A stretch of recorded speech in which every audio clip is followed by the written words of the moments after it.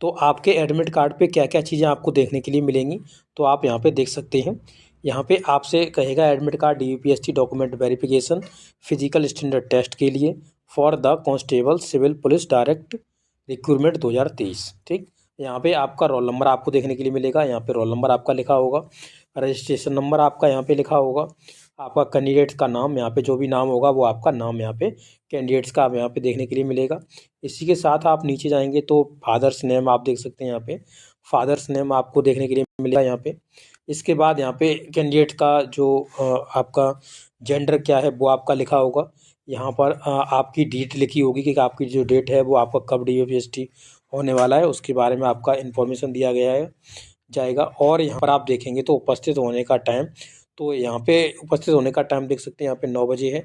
ऐसे ही आपका टाइम देखने के लिए मिलेगा। अब यहाँ पे आप नीचे की साइड पे जाएंगे तो यहाँ पे देखिए एक फ़ोटो लगाने के लिए कह रहा है। यहाँ पे आप देख सकते हैं apex recent size passport size photo, और उसका यहाँ पे साइज़ दिया गया है कि 3.5 सेंटीमीटर इंटू 4.5 सेंटीमीटर का यहाँ पे आपका होना चाहिए, कलर्ड फ़ोटो आपका होना चाहिए। ठीक है, अब यहाँ पे देखेंगे, यहाँ पे आपको दिखेगा कि आपका जो DVPST है वो कहाँ पर होने वाला है। तो यहाँ पे आप देख सकते हैं ये आपको पूरी इन्फॉर्मेशन यहाँ पे देगा DVPST के लिए कि आपका जो DVPST है वो आपका कहाँ पे होने वाला है। ठीक है, अब यहाँ पे देखिएगा, यहाँ पे आपको देखने के लिए मिलेगा अपना फ़ोटो। ये आपका फ़ोटो देखने के लिए मिलेगा जो कि आपने फॉर्म भरते टाइम अपना अपलोड किया था, वो फ़ोटो देखने के लिए मिलेगा। और यहाँ पर वो फ़ोटो देखने के लिए मिलेगा, देखिए यहाँ पे लिखा हुआ है एग्ज़ाम डेस्क फ़ोटो कैंडिडेट्स।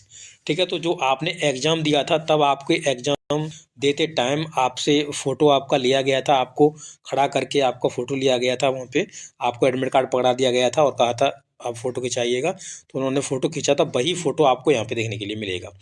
अब ये ऐसा क्यों है, तो देखिए साथियों, जितने भी कैंडिडेट्स होते हैं जो अपना पेपर देते हैं, ठीक है, तो उनका यहाँ पे जितने भी पेपर दिया होगा उसका यहाँ पे फ़ोटो होगा। फ़ोटो होगा तो वहाँ पर जो अधिकारी लोग होंगे वहाँ से वेरीफाई कर पाएंगे कि ये वही पर्सन है जिसने एग्ज़ाम दिया हुआ है। इसकी बायोमेट्रिक मैच करनी चाहिए, सब बायोमेट्रिक आपकी मैच होंगी तभी आपका वहाँ पे प्रोसेस बढ़ाया जाएगा। तो आपका यहाँ पे वेरीफाई करने में बहुत ही आसानी हो जाएगी। कोई भी फर्जी जो कैंडिडेट्स है जिसने एग्ज़ाम नहीं दिया है और अब वो जा रहा है DVPST के लिए या मान लीजिए रनिंग के लिए जा रहा है, तो उसका यहाँ पे भंडाफोड़ होगा, इसलिए ये चीज़ यहाँ पे दी जा रही है। बहुत अच्छा किया गया है। ठीक है, आगे आप जाएंगे नीचे की साइड पे तो यहाँ पे फ़ोटो के बारे में मैंने बता दिया। यहाँ पर आप साइन देख सकते हैं, आपके जो अधिकृत हस्ताक्षरकर्ता हैं उनके यहाँ पे साइन किए गए हैं। पर तो देखिए साथियों, अब यहाँ पे एक डिक्लेरेशन आप देख सकते हैं, यहाँ पे डिक्लेरेशन दिया गया है और डिक्लेरेशन में यहाँ पे आपको देखने के लिए मिलेगा। तो देखिए आप यहाँ पे इंग्लिश में पढ़ सकते हैं या हिंदी में देखिएगा। मैं यानी मेरा नाम और मेरे पिताजी का नाम यहाँ पे भरा जाएगा, पुत्र पुत्री किसके हम पुत्र पुत्री हैं।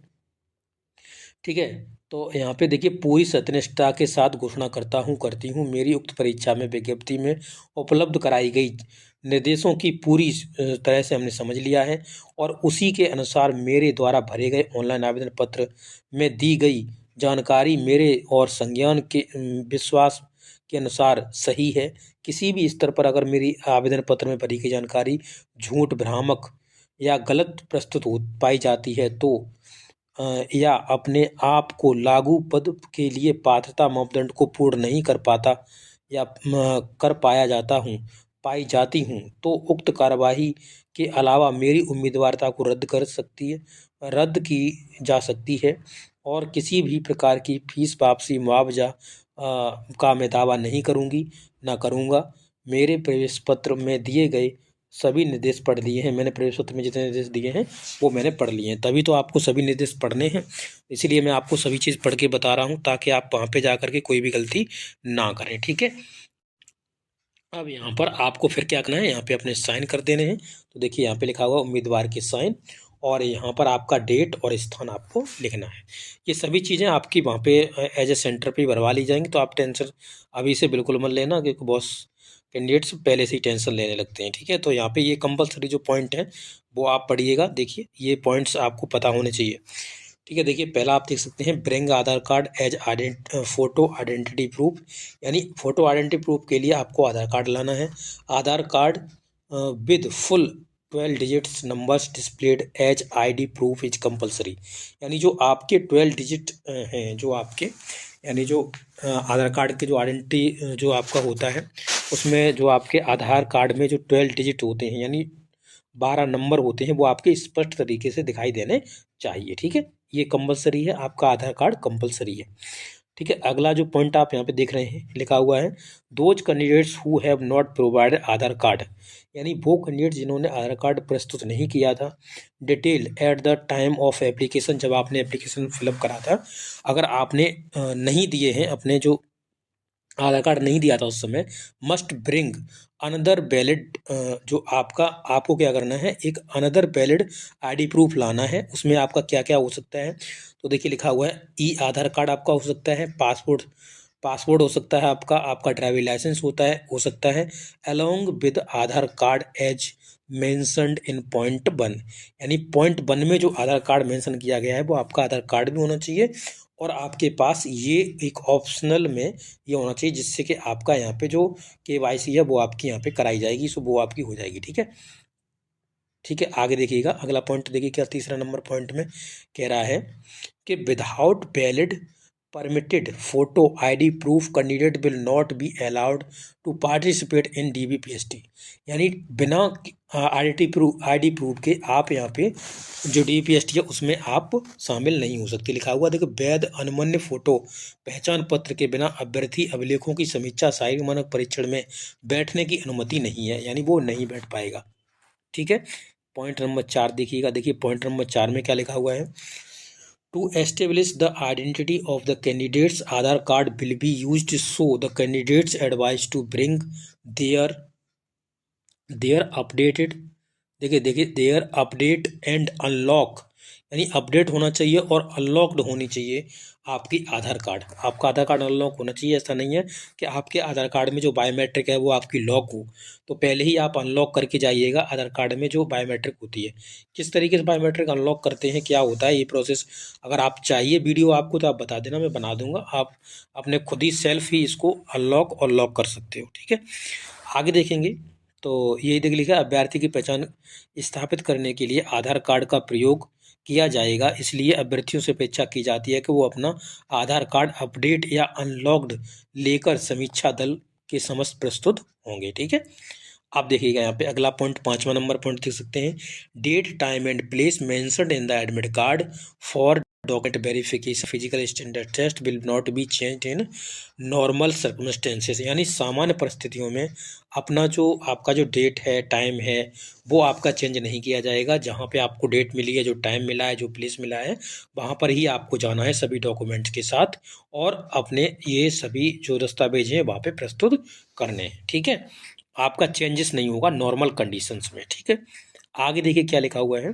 तो आगे आप यहाँ पे देख सकते हैं लिखा हुआ है, अभिलेखों की समीक्षा शारीरिक मानक परीक्षण अब भर्ती प्रक्रिया के चरणों में से एक है, यानी एक भर्ती जो आपके प्रक्रिया के चरण होते हैं उसमें आपका जैसे पहले आपका रिटन हुआ, रिटन के बाद आपका यहाँ पे एग्जाम हुआ, एग्जाम के बाद आपका रिजल्ट आया, रिजल्ट के बाद आपका डीबीपीएसटी हो रहा है, इसके बाद आपकी रनिंग होगी, फिर रनिंग के बाद आपका एक फाइनल लिस्ट आएगा, फिर आपका मेडिकल होगा, तो ये उसी का प्रक्रिया का एक चरण है। ठीक है, यदि किसी स्तर पर पाया जाता है कि अभ्यर्थी अपेक्षित अर्हताओं को पूरा नहीं करता है अथवा उस पर गलत झूठी सूचना सर्टिफिकेट अभिलेख प्रस्तुत किए हैं अथवा उसने कोई वास्तविक तथ्य छुपाए हैं, तो उसका अभ्यर्थन निरस्त माना जाएगा। यदि इस प्रकार की कोई कमी अभ्यर्थी द्वारा कार्यभार ग्रहण करने के पश्चात भी प्रकाश में पाई जाती है, तो विधिक कार्रवाई अपनाते हुए उसकी सेवाओं को समाप्त किया जा सकता है एवं उसको अचयनित डीलिस्ट करते हुए उसके विरुद्ध अभियोग पंजीकृत करा करके वैधानिक कार्रवाई की जा सकती है। यानी ऐसा मत सोचिए कि अभी आप कैसे भी तरीके से मान लो अपने डॉक्यूमेंट्स को कैसे भी फॉल्स तरीके से प्रोवाइड करके जैसे मान लीजिए निकल गए, और फिर आपका अगर फिर कभी कार्रवाई हो गई और आपकी डॉक्यूमेंट्स फॉल्स पाए गए, कुछ गलत पाया गया, तो आपको तभी भी निकाला जा सकता है। तो बिल्कुल मत सोचिएगा इस प्रोसेस से आप निकल जाओगे तो आगे जाने वाली प्रोसेस में जैसे मान लो आप फाइनली सिलेक्टेड हो गए, उसके बाद भी अगर आपका किसी ने वेरिफिकेशन करा दिया तो आप वहाँ से निकाले जाओगे। ठीक है, अगर कोई चीज़ गलत पाई जाती है आपकी तो। आगे देखिएगा लिखा हुआ है, qualifying in the documents verification physical standard test does not mean that you have finally selected, यानी आप अगर डीपीएसटी में क्वालिफाई कर जाते हैं तो आप ऐसा मत सोचिए कि आपको फाइनली सिलेक्शन मिल गया। Selection of the candidates based on the merit final list, यानी फाइनल लिस्ट आपकी मेरिट आएगी, उसमें आपका लिस्ट में नाम होना चाहिए, उसके बाद ही आपका कुछ बनेगा।